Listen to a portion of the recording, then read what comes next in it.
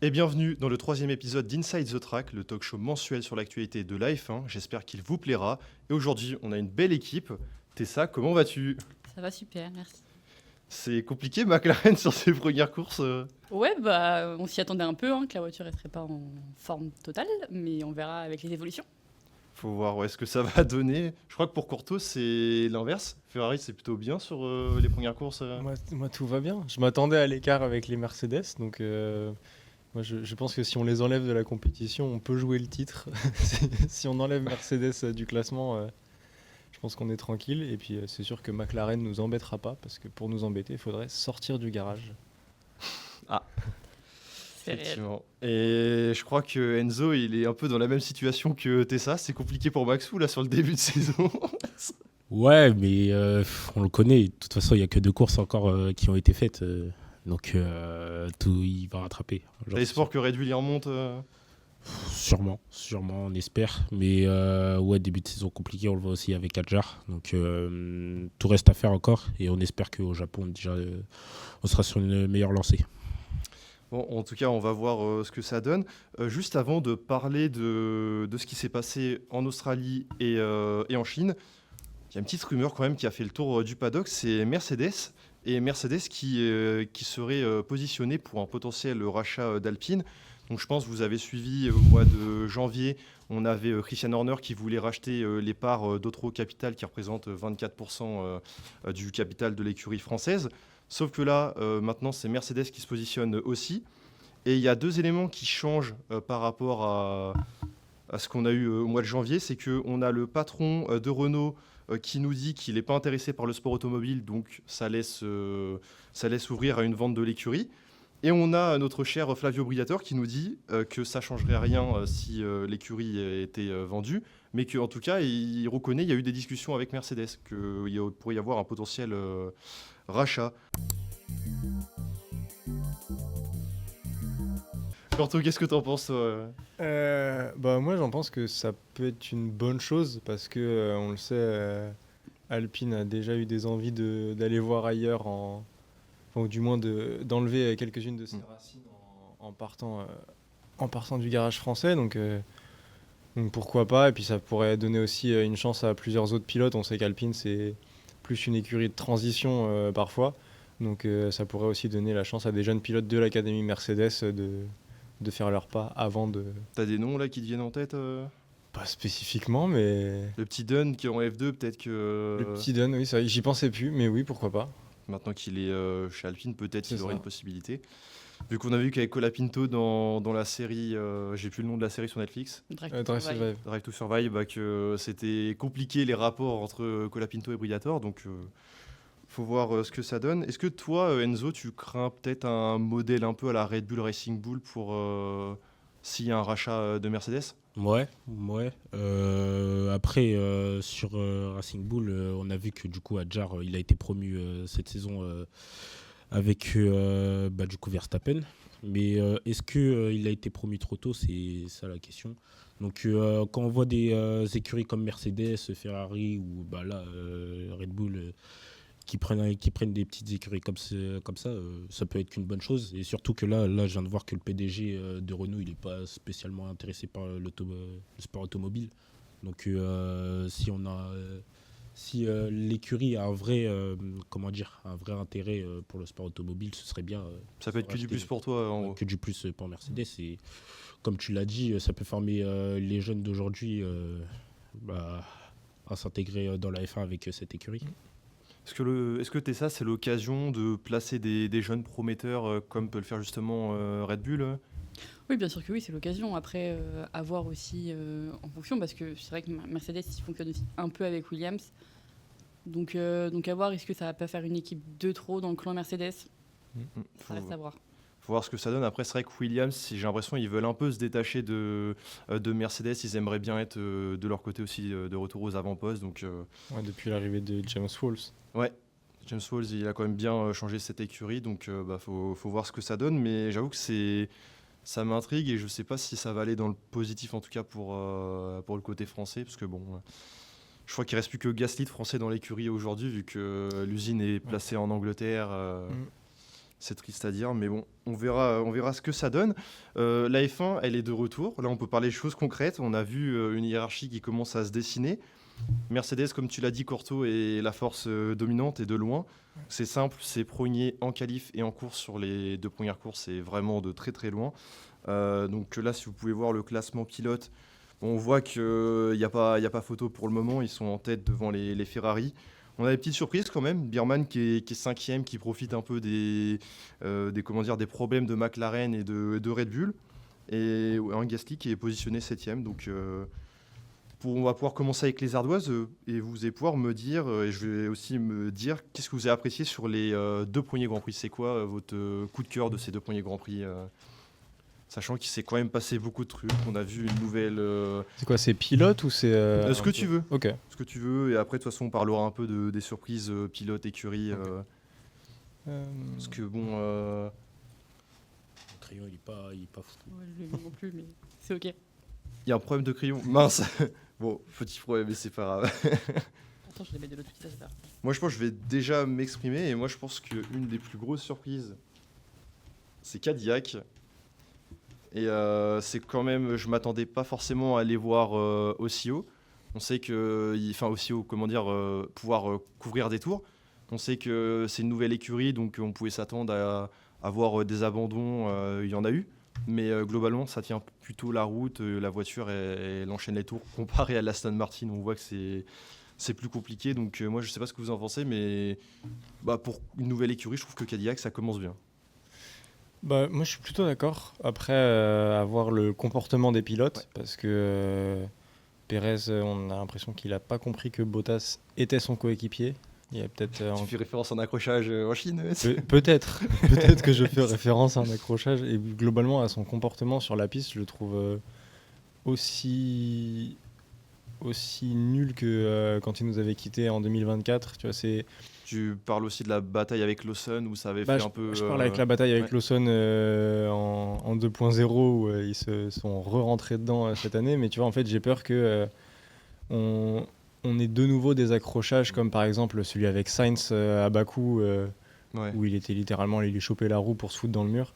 Ouais. J'ai peur qu'on retombe là-dedans, surtout que Pérez c'est un pilote qui est très chaud quand il est dans la voiture. Donc, faut voir ce que ça donne. Après, on sait que Cadillac, ils vont vouloir placer des jeunes. Donc, je pense qu'on va pas avoir ce duo de pilotes très longtemps. C'est du court terme, histoire de développer tout ça. Et toi, Corto, qu'est-ce que tu me mettrais comme...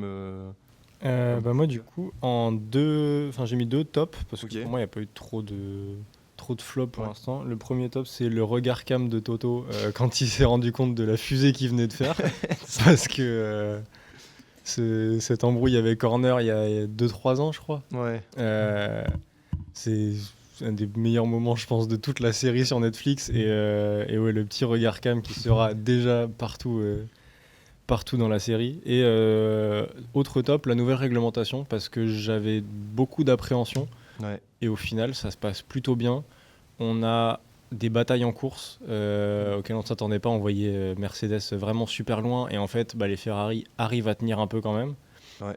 Donc après ça se joue c'est l'histoire du début quoi. C'est ça se joue aux arrêts au stand, ça se joue à derrière la vitesse de pointe qui est trop forte.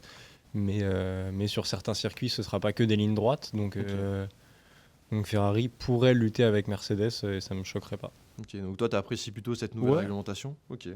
On en reparlera en plus tout à l'heure. Toi, Enzo, qu'est-ce que tu mettrais comme coup de cœur de... Moi, je serais du coup plus sur l'aspect pilote. Je mettrais plus Gasly qui pour l'instant tient la route dans ce début de saison. Maintenant, ce sera à voir, on le disait, il est Alpine, s'il peut viser un peu plus haut, ce serait bien pour lui. Après, à voir avec son âge et que la nouvelle génération, elle arrive très vite. Et je mettrais Hamilton qui a été assez décevant la saison dernière.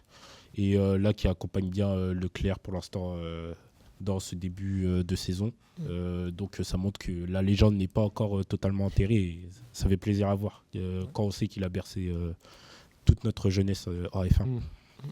En tout cas, c'est 2 pilotes intéressants. C'est vrai que Gasly, une fois que tu as une Alpine qui peut faire quelque chose, c'est un petit peu plus facile, il peut s'exprimer. Donc effectivement, si jamais il venait à y avoir une vente, si jamais il venait à y avoir aussi un Gasly qui a des envies de départ, C'est sûr que là, il faut marquer des esprits, il faut marquer des points importants comme il a fait en Chine avec cette 6e place. Ouais. Donc, on verra ce que ça donne. Et pour toi, Tessa? Alors moi c'est pareil, j'ai mis 2 trucs aussi. Il y a les départs de la course. Ouais. Que je trouve que comme cette année c'est vraiment les départs de Ferrari quand même, faut le souligner, ils font vraiment bien. Enfin moi chaque fois je suis dans le GP et je suis là en mode mais d'où il s'insère comme ça et tout. Enfin, franchement Ferrari cette année au niveau des départs il y a rien à dire. Et j'ai mis Lindblad aussi parce que Ok. je trouve que pour première année dans un baquet, il se débrouille plutôt bien pour ses Ouais. 2 premières courses. Donc voilà, là il est dans le top des pilotes, il est dans le top 10 des pilotes Ouais. pour le championnat constructeur. Bon, ça fait que 2 courses, Ouais. mais moi je trouve que ça a souligné Mm. et que pour le moment il se débrouille vraiment bien en qualif ou autre. Surtout Il quoi, il gère. est au niveau de Lawson. Ouais, quoi, hein. il est Non, il n'y a pas- rien à dire. Hein. Ce qui est bien, j'ai l'impression qu'il a pas trop de pression sur les épaules avec les Ouais. nouvelles réglementations. On parle pas trop Ouais, de lui. bah, Donc, il repart un peu au. Enfin, il est un peu au début de son truc, comme tout le monde, quoi. En fait, tout le monde découvre la nouvelle Ouais. réglementation et ça Bah, fait c'est- pas vraiment un rookie, quoi. Il s'adapte comme tout le monde. c'est ça, ouais, c'est ça qu'il aide. Alors que l'année dernière, on voyait que les rookies, il y avait vraiment de la pression. On l'a vu avec Adjar dès l'Australie. Et là, bah, on voit que cette année. Ouais, bah, même c'est- Antonelli sur toute la tournée européenne. Oui, aussi, il s'est Antonelli. effondré parce que il avait pas, enfin c'est pas forcément il avait pas le niveau, mais ouais, il avait pas le niveau mental par contre, ça Ouais. c'est sûr. Et là, je pense que Lindblad il part sur des bases beaucoup plus saines dans le sens où tout le monde est au même niveau. Ça, c'est un peu le parfait moment ça. pour venir en F1, quoi. Donc, bah, il en profite bien. Est-ce que vous avez été surpris par certaines équipes sur ces 2 premières courses? Parce que par exemple, tu as parlé de Gasly, on peut dire qu'Alpine c'est plutôt une surprise. On savait qu'ils avaient commencé tôt le développement de leur voiture, mais au final, ça a l'air plutôt de bien performer. Ce que tu en penses, toi, Corto, de... J'en pense que je suis encore sous le choc, même si c'était que sur un court terme, mais d'avoir vu Colapinto deuxième d'une course. Mais non, plus sérieusement, ils ont une voiture qui peut enfin jouer quelque chose. Ouais. Donc voilà, je pense que la bataille pour la 5e place, ce sera entre eux et As. Il y aura Ouais. pas pour moi, il n'y aura pas d'autres concurrents, à moins que ça bosse vraiment très très bien en interne pour les autres. Mais je pense que derrière les 4 grosses écuries, ce sera As ou Alpine, et quoi qu'il arrive, l'autre sera 6e. Mais Peut-être les voir, imaginons si Red Bull a des problèmes de développement, on peut pas s'attendre à les voir titiller un peu.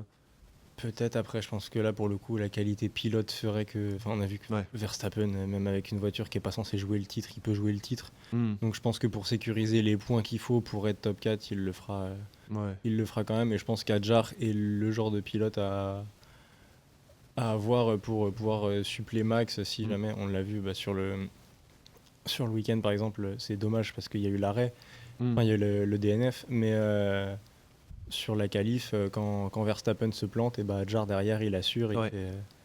Plutôt il fait une une super bonne qualif, surprise quoi. aussi, Adjar sur ses 2 premiers week-ends. On a vu, il était assez proche du rythme de Verstappen. Donc, on pouvait avoir peur parce qu'on sait que les derniers pilotes comme Tsunoda et Lawson et même Perez, ça s'est pas forcément très bien passé.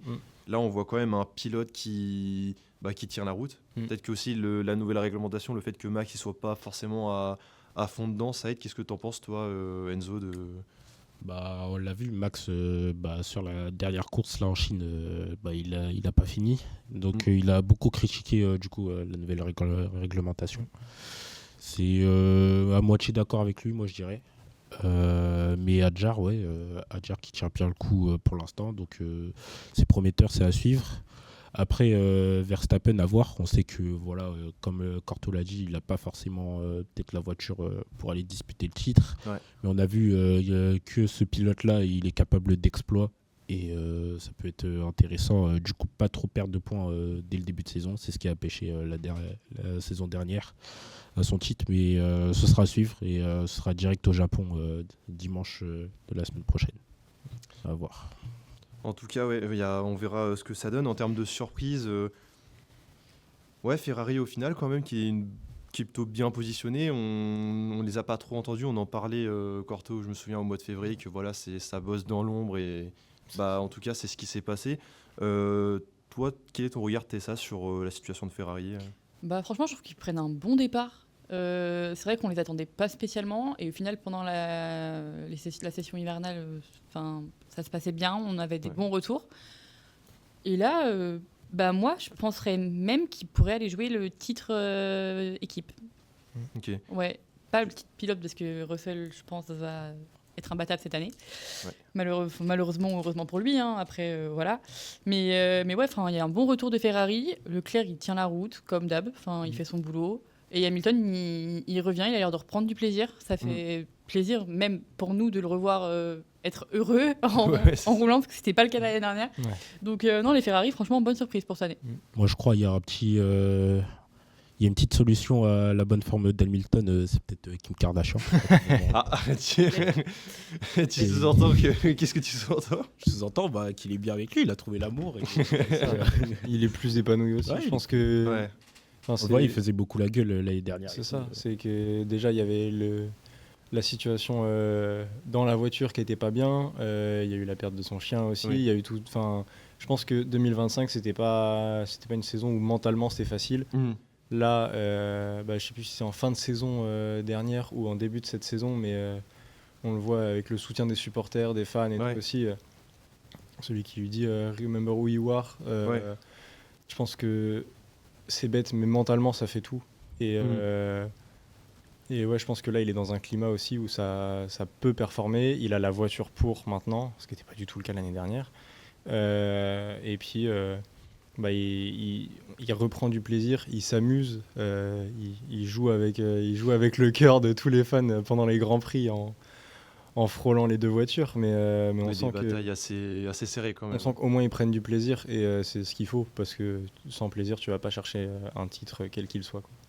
C'est vrai que je reviens un peu sur ce que tu as dit, Tessa. Ouais, c'est vrai que la Ferrari est plutôt bien née. On sent, de toute façon, toutes les équipes s'accordent à dire que c'est la meilleure dans les virages en termes d'aéro, de ce qu'ils disent. Donc voilà, il faut développer la partie moteur parce qu'on voit que c'est là où Mercedes, ils ont à peu près 10 km/h de différence avec les autres écuries. Mais vu qu'il va y avoir ce fameux adio où les écuries vont pouvoir développer leur moteur, on peut s'attendre à les voir revenir dans le match. Et vu qu'on a deux pilotes qui ont énormément d'expérience, on pourrait peut-être s'attendre à les voir jouer le constructeur si jamais, imaginons, Antonelli il viendrait à peut-être avoir un manque d'expérience. Donc il faut voir ce que ça donne. Et en termes de déception, qu'est-ce que vous avez des noms en tête, mis à part Aston Martin Moi, au-delà de la performance pure qui est pas là, mais McLaren, comment on passe d'une écurie qui est championne du monde à une écurie qui n'est même pas capable de prendre un départ avec aucune de ces deux voitures. Piastri, je sais pas si on a envoyé son jumeau, mais l'Australie et le mais crash dans le tour de Ouais, formation. c'est pas lui, quoi. Enfin, Même pas dans le tour de formation, dans le tour de mise en grille. Ouais. dans le tour de mise en grille, ouais, carrément. C'est pas Piastri, enfin c'est pas le Piastri de l'année dernière qui était capable jusqu'aux 3-4 dernières courses de se battre pour un titre. Là, on a l'impression que c'est un rookie en fait. J'avais peur aussi. Après, on a vu qu'en Chine, il était dans le rythme de Norris. S'il n'y avait pas eu ces problèmes-là, je pense qu'ils auraient été 5e, 6e, quoi. Donc, Ouais, moi, c'est le comportement global de McLaren sur le début de saison qui me choque. Enfin, Ils sont complètement éteints en fait. C'est ça. On les entend pas du tout. Pour du coup, l'écurie gagnante des 2 derniers titres, soit constructeur ou pilote, je sais pas, on est en retard quoi. Il y a un vrai retard sur McLaren et pourtant ils ont quand même le moteur Mercedes. C'est ça. Donc le problème il vient d'ailleurs et a priori, il va falloir de ce que j'ai améliorations. compris, c'était que Mercedes donnait pas forcément toutes les clés sur le moteur aux écuries clientes et que ça pouvait jouer justement. Que c'était pareil pour Alpine et Williams qui se plaignaient de pas forcément avoir toutes les solutions que pouvaient disposer. Donc c'est clair que ça aide pas, mais a priori il y aurait aussi un surpoids de la voiture. Et ça, on sait que surtout chez Williams, ça fait énormément de pertes autour. Donc il faut voir ce qui se passe parce que peut-être qu'avec du développement, on sait que McLaren, ils sont capables de revenir. On les a vus en 2023, c'était la dernière équipe. Ils sont revenus parmi les meilleurs. Donc ça peut, je pense que la balance, ça peut vite s'inverser. On sait que Norris et Piastri, c'est 2 excellents pilotes. Donc il n'y a pas de raison pour... Piastri, Norris. Est-ce que vous avez d'autres déceptions en tête peut-être Est-ce que tu es déçu toi Enzo de Red Bull un peu sur ce début de saison ou tu savais que ça allait être compliqué dès le départ Je pense qu'avec ce qu'on avait vu lors de l'intersaison, c'était peut-être prévisible et voilà, c'est comme ça maintenant. Je pense qu'on ne pourra pas aller titiller Ferrari et Mercedes, c'est complètement impossible. Donc maintenant, le meilleur sera gratter des points. Pour un pilote comme Verstappen, on sait que là, il y avait son mécanicien peut-être en départ et tout. Est-ce que lui, il partira? Je pense pas. Enfin, ça ferait du temps à Red Bull.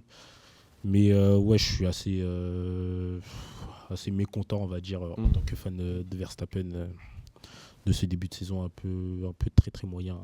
Même assez décevant un peu de Red Bull. Mais Hadjar est une promesse pour l'avenir, moi je trouve. Donc c'est le seul point positif un peu, on va dire, de ce début de saison. C'est qu'il est bien entouré aussi. Enfin, c'est con, mais je pense que Hadjar il performe pas autant si c'est Horner qui est aux commandes. Ouais. Là, c'est parce qu'il y a Laurent Mekies qui le connaît depuis qu'il est tout petit aussi. Une écurie qui s'est quand même vachement rajeunie parce que tous les anciens sont partis dans d'autres écuries. Donc, mais c'est pareil que d'ailleurs que McLaren, c'est aussi un problème de poids sur la Red Bull qui serait l'une des voitures qui aurait le plus de surpoids. Donc, faut voir ce que ça donne. En plus, bien sûr, du moteur, on a vu quand même au départ des situations catastrophiques, quoi. Donc, faudra voir ce que ça donne. Un petit avis tout de même sur Aston Martin qui nous avait promis de faire un Grand Prix en entier en Chine, ce qui n'a pas été le cas une nouvelle fois. Donc je ne vais pas vous mentir, moi ça commence vraiment à m'inquiéter la situation d'Aston Martin. Ouais, c'est décevant, surtout que l'année dernière, ils n'ont pas joué le titre, ils n'ont rien joué du tout parce qu'ils se disaient on se concentre sur 2026, ça va être génial, la voiture on fait pour 2026. Ouais. Non, en 2026 il n'y a pas de voiture quoi. Les deux en Grand Prix à chaque fois ils sont out, ils sont DNF ni rien, donc non c'est décevant. Ils nous en ont beaucoup parlé l'année dernière, on se concentre sur 2026 et tout, et au final on arrive et on s'attend à quelque chose et il n'y a aucune performance en fait, même pour Stroll ou Alonso en fait, ça doit être juste, mentalement ça doit être fatigant quoi, tous les week-ends, à peu près. Tu viens et tu sais que ta voiture elle est pas au poids quoi en fait. Ouais. C'est fatigant, ça donne pas envie je pense. Et puis je crois que le pire c'est en Australie où les mecs sont arrêtés pendant 15-20 tours et après ils en relancent une pour faire des tests. Non. On est à ce point-là quoi. Oui c'est ça, c'est vraiment genre... C'est une séance d'essai, on va faire des tours pour récolter des données. T'as l'impression que... Moi c'est un peu la métaphore des bonnes résolutions. C'est en décembre ça parle de tout ce qu'on va faire l'année prochaine. En janvier tout le monde est hyper content, regardez comment on avance et en fait tu te rends compte qu'en février il n'y a plus personne déjà. Et ouais, non, quand tu vois des pilotes, peut-être pas Stroll, mais je pense que tout ce qu'on peut dire sur lui ou quoi, ça reste quand même un pilote de Formule 1 qui a un mental, qui a envie de pouvoir performer. Mais quand tu vois un Alonso qui a cette culture et ce mental de la gagne, qui a déjà joué des titres champions, qu'on a déjà remporté, qui est une légende du sport, de le voir dans cet état-là et de l'entendre dire qu'au bout de 15 tours, il peut plus rester dans sa voiture parce qu'il a des fourmis de partout et que c'est inconfortable. Dans ces cas-là, ça vaut pas le coup, quoi. C'est clair. Puis même, il y avait tellement de hype sur Adrian Newey. Ok, il va construire une voiture. Bien sûr, c'est pas lui qui construit, mais c'est lui qui design. Il y avait tellement d'attentes derrière qu'au final, même Cadillac arrive à avoir une voiture qui tient la route et que toi tu fais, comme tu as dit, 15 tours et après trop de vibrations et ça ne le fait pas. Donc c'est quand même vachement inquiétant. Un peu plus positif quand même, Kimi Antonelli, qui nous a surpris dès le deuxième Grand Prix avec une victoire en Chine. C'est quand même merveilleux. Plus jeune poleman de l'histoire et l'un des plus jeunes vainqueurs en F1. Est-ce que vous pensez qui pourrait rivaliser avec Russell au championnat ou ça va quand même y avoir une différence? Qu'est-ce que tu en penses, toi, Enzo, de Kimi Antonelli? Ça peut... Tout dépendra de ce que va faire Mercedes, s'ils vont privilégier Russell ou pas. Mais en termes de course et de niveau de pilote, Antonelli peut aller titiller Russell s'il faut. Russell, on sait que, comme l'a dit Tessa, ça peut être imbattable cette saison. Ce sera dur, mais en tant que coéquipier de Russell, Antonelli peut faire de belles choses, on espère. Est-ce que Tessa, tu vois... Alors, je dirais pas que les deux se ressemblent, mais on va dire que Piastri, l'année dernière, c'était pareil, il manquait un peu d'expérience par rapport à Norris qui avait plus de saisons. Est-ce que ça pourrait aussi, ce manque d'expérience, pourrait lui jouer en sa défaveur à Anthony? Je pense que oui, ça pourrait. Je pense qu'il va peut-être plus facilement faire de petites erreurs que de blocage de roue que Russell va pouvoir faire. Après, je trouve que l'année dernière, il avait déjà bien commencé sa première saison. Les premiers Grands Prix, il avait vraiment un bon niveau. Bon, il a un peu foiré sa tournée d'Europe, comme quand tu le disais, mais Mais enfin, Antonelli, il a un niveau, quoi. Enfin, il est chez Mercedes et sa place, il la mérite. Même s'il y en a qui disent que, comme Toto disait, il est trop jeune ou autre. Non, enfin, là, il l'a prouvé ce week-end, il l'a gagné. Enfin, est-ce qu'il va battre Russell? Ça reste à voir parce que je pense vraiment que Russell a plus d'expérience. Enfin, il a bataillé avec Hamilton, quoi, Russell. Ouais. Enfin, voilà, quoi. Hein, le championnat, c'était entre lui. Enfin, donc je pense que Russell a quand même plus forcément de vécu et qu'Antonelli peut plus faire de petites erreurs. Après, il peut aussi parfaitement gérer et aller titiller Russell, ça c'est sûr. Qu'est-ce que t'en penses, toi, Corto Moi, je pense que Antonelli ne jouera pas le titre cette année. Russell est. En fait, je pense que Antonelli pourra aller chercher des courses, comme il l'a fait en Chine, parce que je vois peut-être plus Russell comme un mec constant, mais qui va. Enfin, c'est bête, mais sa victoire en Australie, c'était long, parce qu'il n'y avait pas de. Il n'y avait pas de folie, il n'y avait pas de risque de prix. En fait, c'était juste on déroule, on sait qu'on est devant, et bah. Ça, on a tellement d'avance qu'on peut C'est ça. se poser un peu. Que Russell titillait les Ferrari derrière, quoi. Donc il l'a un peu laissé partir. C'est ça. Bah, c'est ça aussi, c'est qu'il y avait une bataille à 3 derrière. Mm. Mais je pense que Antonelli serait plus le genre de pilote à prendre parfois des risques qui pourraient être payants parce qu'il a le talent et le niveau pour, mais qui pourraient aussi complètement foirer et le faire finir dans le bac. Mais je vois peut-être plus Antonelli capable d'aller chercher des courses à certains moments de la des saison. coups d'éclat par moment. C'est ça. Et de vraiment faire des performances où il a pris la blinde de risques et où ça a payé. Plutôt qu'un Grand Prix à la Russell où on est premier au début parce qu'on s'est mis devant en qualif et qu'en fait on déroule et que de toute façon on sera protégé par les autres derrière. Donc voilà. Parce que tu parlais d'erreurs, mais c'est vrai qu'on en a déjà vu en soi sur ces deux premières courses. Il y a ce crash en essai en Australie. Il y a aussi en course sprint en Chine la bataille avec Hadjar qui lui a valu, qui lui a coûté des points très certainement. Oui, bah donc ça va, ce manque d'expérience, il joue déjà. Donc en tout cas, il faudra voir ce que ça donne parce que justement, s'il commence à perdre des points par-ci par-là, c'est comme Tessa le disait, peut-être que ça peut jouer sur un constructeur, peut-être qu'avec deux pilotes comme Leclerc et Hamilton pareil au top en termes de confiance, peut-être que ça va pouvoir aller chercher loin. Donc on va voir ce que ça donne. Justement, en parlant de Ferrari, toi Enzo, tu l'as un peu évoqué dans tes surprises, dans tes coups de cœur Hamilton. T'es plutôt surpris, t'es content de revoir un Hamilton qui a le sourire au volant, qui nous livre des batailles serrées, mais juste comme le disait Corto. C'est toujours un plaisir de voir une légende de la F1 prendre du plaisir au volant. On sait que là, c'est ces dernières saisons-là. Donc, toujours un plaisir. Et là, j'avais évoqué dans l'avant-dernière émission, c'était surtout Charles Leclerc, on en attendait plus. Et pour l'instant, sur ces deux premières courses, c'est plutôt pas mal. C'est plutôt pas mal ce qu'il propose. Avec la voiture qu'il a, c'est bien. Mais revenant sur Hamilton, oui, toujours un plaisir qu'il ait le sourire. Et comme je dis, c'est peut-être grâce à Kim Kardashian qu'il a ce sourire. Mais ouais, le voir dans le top 5, pour l'instant, ça fait du bien. C'est que du kiff. Ouais. Est-ce que on écarte totalement entre guillemets la retraite de 2026 de sa tête, là on peut se dire. Oui. C'est là, vu comment il a confiance, ça va. Et puis, ça aurait pas de sens de. Enfin, s'il devait partir, ce sera à la fin de 2025. Là, il y a une nouvelle réglementation et c'est une nouvelle voiture. Là, ça fonctionne bien pour eux. Donc, à aucun moment il part à la fin de cette saison. Peut-être 2027, 2028, on verra. Mais à aucun moment il prend sa retraite maintenant, alors que tout va mieux de nouveau, quoi. Ouais, surtout si de son niveau, s'il arrive toujours à être dans le top 4 là comme il fait, il n'y a aucune raison, comme le dit Corto, qu'il prenne sa retraite s'il reprend du kiff. Il n'y a que ça. C'est quand même un cas vachement particulier parce qu'il y avait un autre pilote que je voulais aborder, c'était Biermann. Et je me souviens, on en parlait un peu sur les précédentes émissions. On se disait, voilà, si Hamilton, ça continue à être compliqué, peut-être que Biermann, il pourrait aller prendre ce baquet Ferrari. Voilà, il se trouve que les bonnes performances d'Hamilton sur ce début de saison, en tout cas, font que ça rabat un petit peu les cartes. On ne sait pas trop ce que ça va donner. Et pourquoi je parle de Bierman? Parce que c'est son coéquipier qui m'inquiète un peu. Je me souviens qu'on en avait parlé sur l'émission de février. Bon, c'était avec Lilian qui est pas là, mais il nous avait. Je reprends ses propos. Il nous avait dit que Esteban Ocon était un pilote du niveau de Norris. Voilà, après chacun a son avis dessus, mais j'ai l'impression que quand même ça fait un petit bout de temps.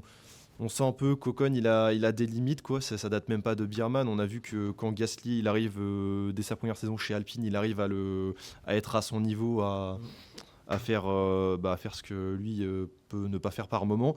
Et là, deux premières courses, Ocon est derrière Bierman et il y a quand même un sacré écart, je trouve, entre les deux pilotes. Est-ce que toi, ça t'inquiète pour l'avenir d'Ocon? Oui, c'est sûr que s'il y a des meilleurs pilotes de F3 ou de F2, je pense que son baquet, il n'est pas sûr à 100%. Et que s'il y a mieux ailleurs, peut-être que As, c'est As. Ouais, c'est As. Ouais. J'ai eu un doute. Peut-être que As ira voir ailleurs et chercher quelqu'un d'autre. Après, je trouve que c'est vrai qu'il a quand même de l'expérience, Ocon. Ça fait un moment qu'il est en F1. L'erreur qu'il a faite en Chine, c'est avec Colapinto, je crois. Ouais. Ça devrait pas se passer, quoi. Tu te jettes pas comme ça. Je pense qu'il a assez de niveau pour se rendre compte que si ça passe ou si ça passe pas, s'il peut se jeter ou s'il peut pas. Des erreurs comme ça devrait plus arriver. Donc, peut-être qu'il est sur la sellette, ça reste à voir. Ça commence à faire beaucoup avec Orto. Moi, je pense que, ce n'est pas pour taper Lilian, mais je pense qu'il voit Ocon un peu trop beau. Parce que j'adore le pilote. Humainement, il est super. Mais je pense que quand on le compare à ses deux derniers coéquipiers, par exemple, Gasly, il arrive d'Alpine, il a eu la pression avant chez Red Bull, il sait ce que c'est de jouer les avant-postes aussi parce qu'il avait les voitures pour y aller.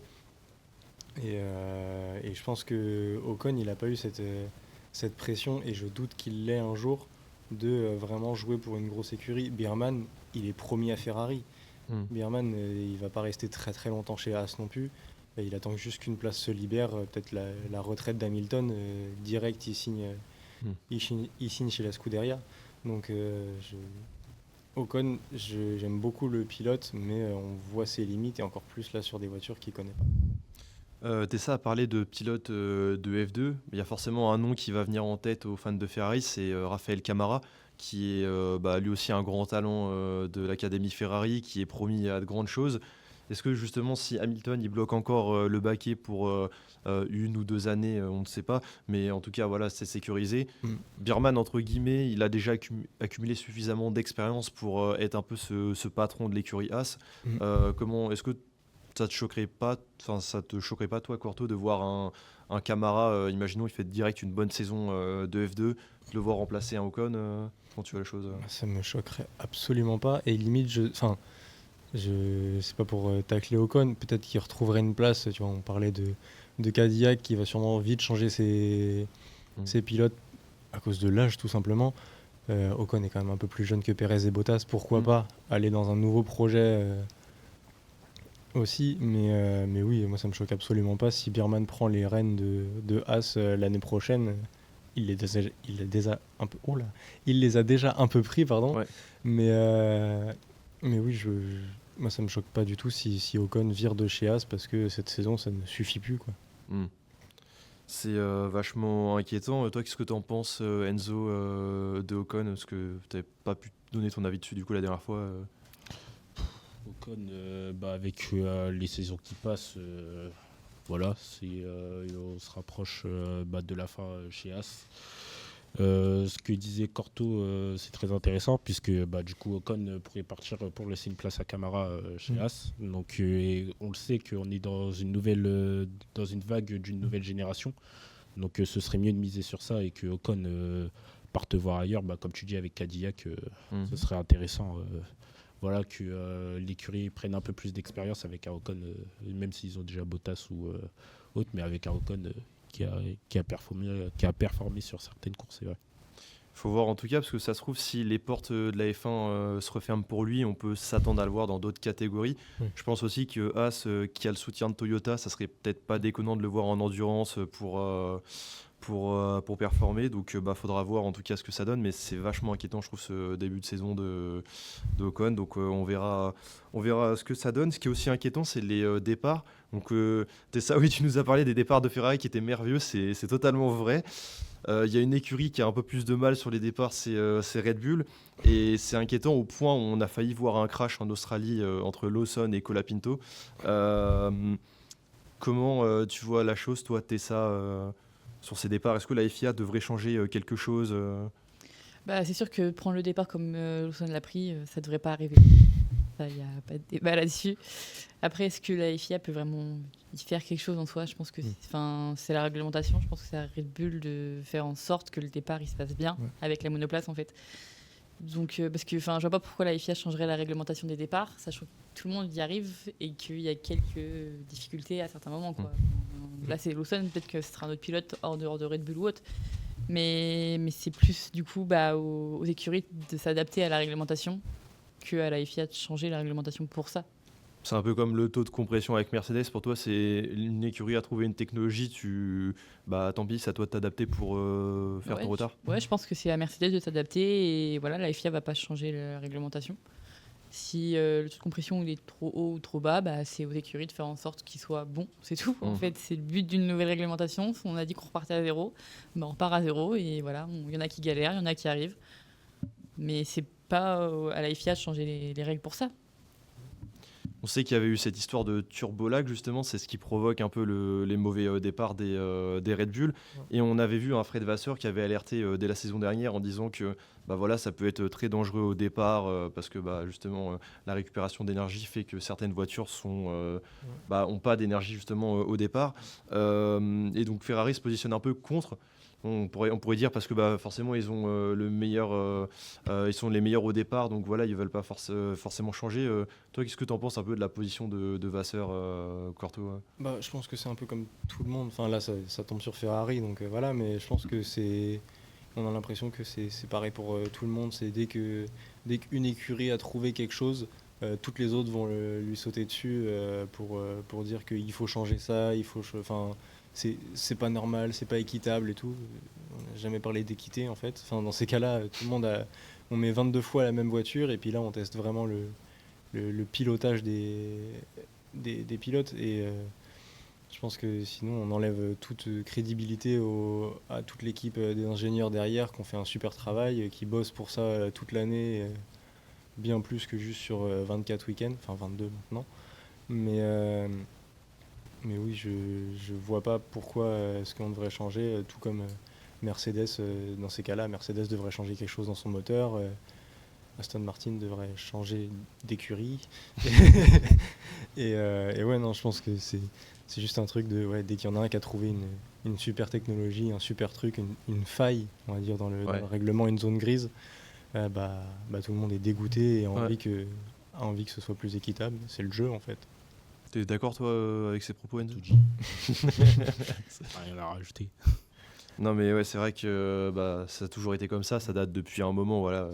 On avait déjà vu Mercedes dominer dans les années 2010 et dès qu'il y avait un petit truc comme le DAS, on se disait on n'est pas content, on veut essayer de l'interdire, donc faut voir ce que ça donne. En tout cas, ce qui est sûr, c'est que la réglementation, elle nous plaît, en tout cas à la télé, on voit des belles courses. Il y a certains pilotes qui sont pas forcément de notre avis. On peut penser à Verstappen, à Norris ou encore à Alonso, qui critiquent cette gestion de l'énergie. Donc, ok, Corto. Non, mais en tout cas, oui, cette gestion de l'énergie plaît pas forcément à tout le monde et il y en a comme Verstappen qui pointe ces super clippings où on voit quand même en qualification des pilotes qui sont pas forcément à 100%. Toi, Corto, qu'est-ce que tu en penses justement de ces critiques-là? Est-ce que tu es plus de leur avis ou alors comme Toto, le plus important c'est que les fans ils apprécient, donc si c'est bon, on va changer quoi. En fait, on ne l'a pas vu parce que ça me filme pas à ce moment-là, mais voilà, Norris qui se plaint une nouvelle fois des réglementations. C'est pas le seul, mais c'est vrai qu'il est quand même il est quand même souvent là quand il faut se plaindre. Oui. Et voilà, là ça marche pas bien pour lui. Pourtant, je l'entendais pas trop se plaindre quand il jouait le titre l'année dernière.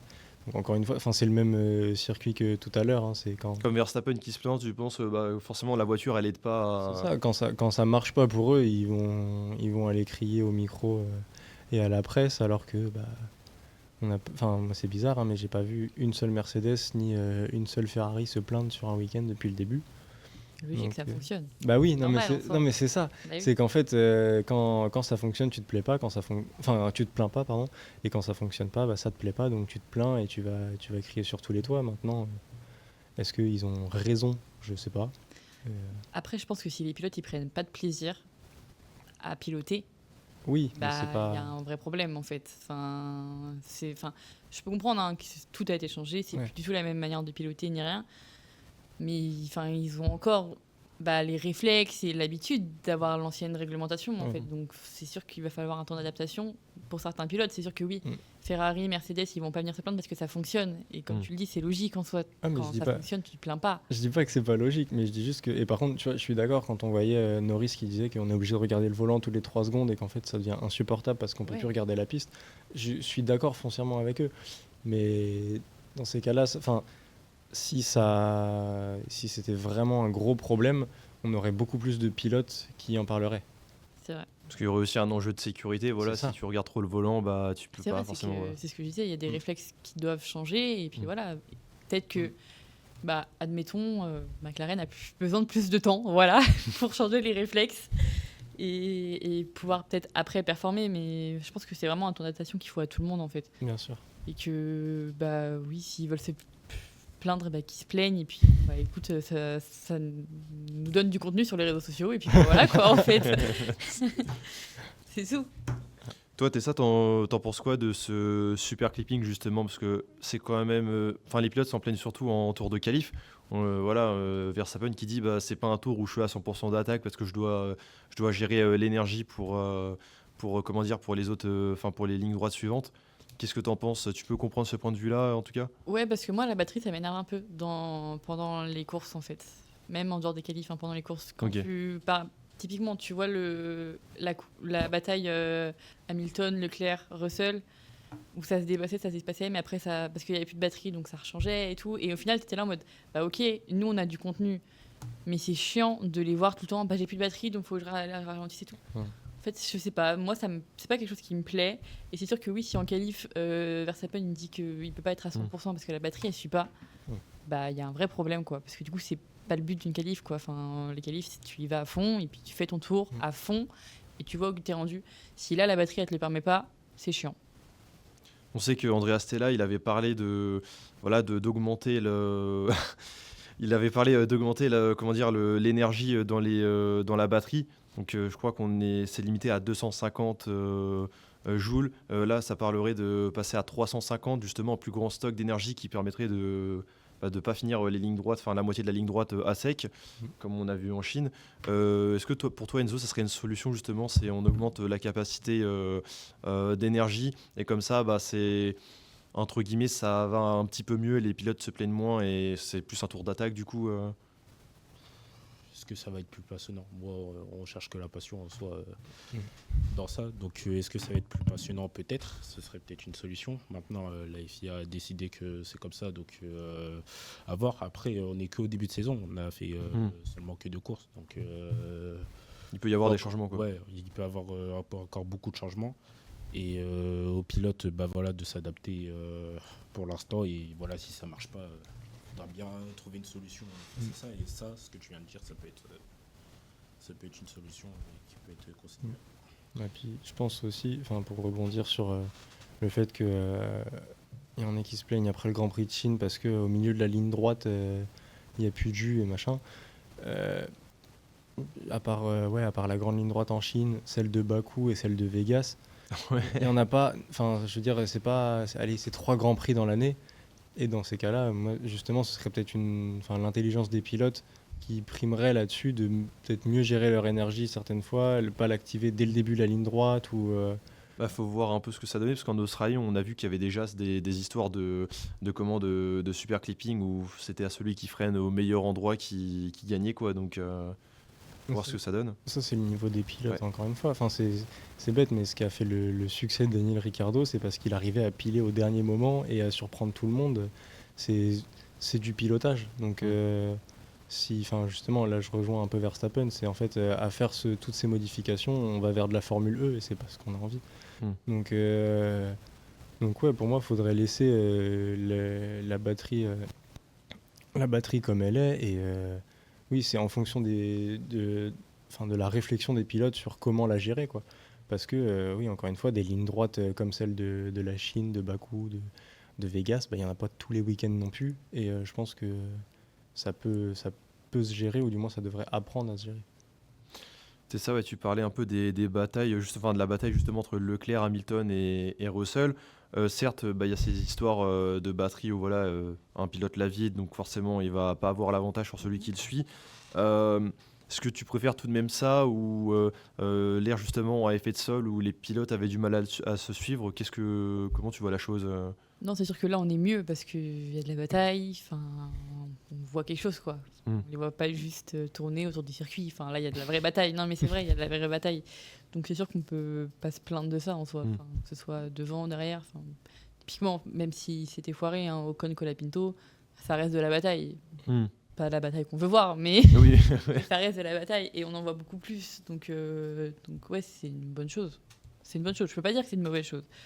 Après, c'est sûr que moi, je préférerais quand même l'ancienne réglementation parce que c'est pareil, j'ai pas l'habitude et que c'est que les 2 premières courses en fait. Donc je pense qu'il faut que tout le monde s'habitue à la nouvelle réglementation. Même nous, téléspectateurs, en fait, je pense que faut qu'on s'habitue. Faut laisser du temps et voir ce que ça donne. Puis là, en plus, on va avoir un bon exemple. On va voir le Japon qui arrive, qui est un circuit totalement différent des 2 précédents, où l'aéro va être un peu plus important. On sait que c'est un circuit où il y a beaucoup de virages rapides, surtout sur le début. On a des virages lents. Et on va pouvoir faire un peu cette preview de ce prochain Grand Prix. Corto, on a peut-être une première chance de victoire pour Ferrari, parce que, comme je viens de le dire, voilà, c'est un circuit avec de nombreux virages. Donc, est-ce que tu penses que Ferrari peut créer la surprise le week-end prochain, en tout cas?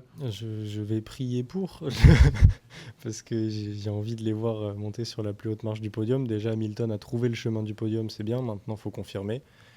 Faut que Leclerc le suive aussi.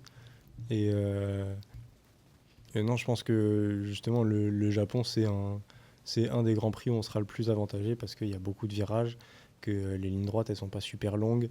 Et je pense que si on arrive à prendre le départ qu'on prend depuis le début de saison, les Mercedes peuvent être vraiment en difficulté. Et c'est là où l'expérience primera. Et par exemple, je pense qu'Antonelli ne sera pas sur le podium. Si je devais donner un prono, là, par exemple, Antonelli ne sera pas sur le podium au Japon, parce que c'est l'expérience pure des pilotes qui va faire que Hamilton et Leclerc vont très bien s'en sortir. Russell va suivre aussi. Mais si on parle de bataille pure, je pense pas qu'Antonelli fasse le poids, par exemple, face aux 3 de devant. Si tu devais en donner un prono, toi, pour le Japon, tu verrais qui, Enzo Déjà, j'espère que Antonelli pourrait confirmer, on va dire, après sa course. Voilà, comme l'a dit Corto, ce sera un circuit avec beaucoup de virages. Ça va jouer à l'expérience des pilotes et tout. Mais là, pour moi, c'est le moment d'affirmer sur ce début de saison et de confirmer qu'il a franchi un cap. Qu'il a totalement franchi un cap. Et même si ça pourrait être surprenant, mais on espère voir que des surprises de toute façon à F1. Et j'espère aussi que Verstappen va finir la course. Normalement, il va la finir. Et qui retrouve un peu des étincelles dans ce début de saison, ce serait pas mal aussi. Et Adjar, bien sûr qu'on va suivre de très près aussi. Bon, je pense que c'est ça. T'espères aussi que McLaren il puisse prendre le départ de la course. Il serait peut-être temps que Piastri fasse une sur course. la grille. Oui, non, ça serait bien. Après, pour le podium, et pareil, Ferrari, Mercedes. Il va falloir s'y habituer cette saison. Ouais, je pense que oui. Et puis après, dans quel ordre, franchement, je sais pas. Pourquoi pas Hamilton? En soi, ça ferait du bien, je pense. À nous comme à lui, ça lui. Je sais même pas c'est quand la dernière fois qu'il a gagné. C'est la Belgique. C'est la Belgique quand Russell il se fait disqualifier en 2024. Ouais. Ça date. C'est un fort monté. Sinon, sa première victoire hors décision, c'est Silverstone. Ouais, c'est ça, ouais. Juste avant, ouais. Donc, c'est pareil, une première victoire avec Ferrari, ça pourrait toujours être sympa à regarder. Donc voilà. C'est- McLaren qui prend le départ, ce serait bien. Vraiment.